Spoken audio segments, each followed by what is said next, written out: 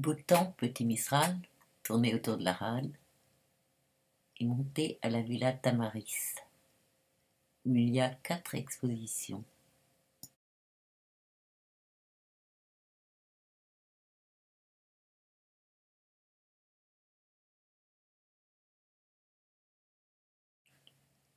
Vincent Muraour.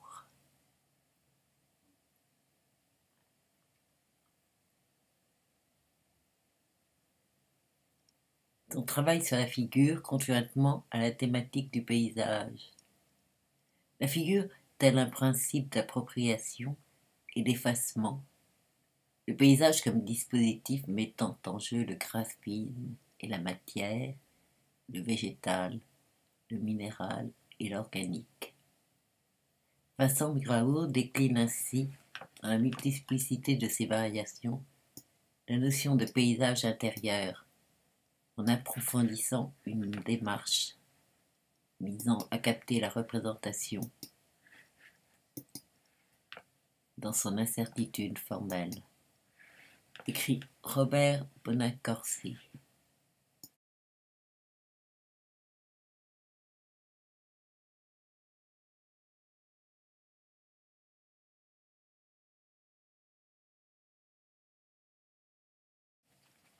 Au sous-sol, Gaël Chotard. Moi, j'ai beaucoup aimé. Robert Bonaccorsi en dit notamment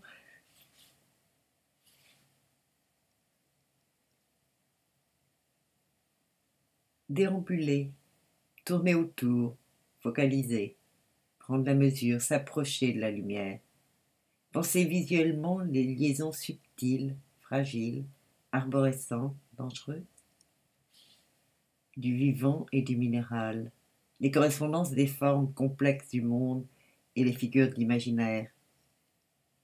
Envisager l'espace dans sa ligne de crête, s'approcher, se tenir au seuil du vide, conduire le spectateur au cœur du vertige d'une représentation dont les repères sont altérés, etc.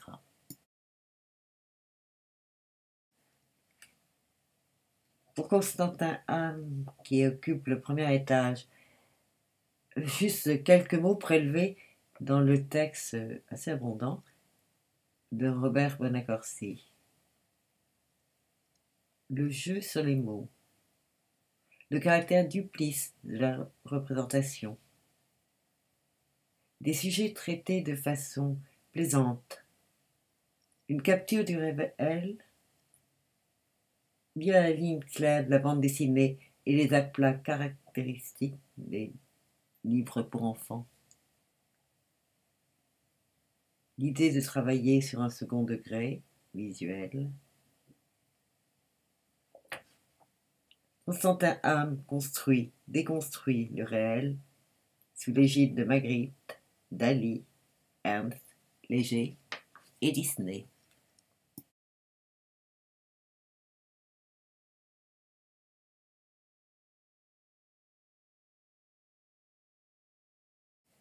Et pour peut-être le plus intéressant, Thomas Dreyfus, au 2e étage et dans les combles, je reprends un passage du blog du Chapeau Noir, un blog Le Monde, je mets l'adresse. Thomas Dreyfus s'est enrichi de nombreux séjours chez les Afars, un peuple nomade de la Corne de l'Afrique, mais il n'est peut-être pas anodin de rappeler comment cette région de l'Afrique de l'Est s'identifie comme point de départ confirmé de l'aventure des hommes sur Terre. En France, le peintre découvre une expérience d'un autre ordre, le partage de son expérience avec de jeunes migrants du monde entier à qui il enseigne les arts plastiques. Il faut donc prendre en compte ces paramètres personnels pour considérer les œuvres présentées.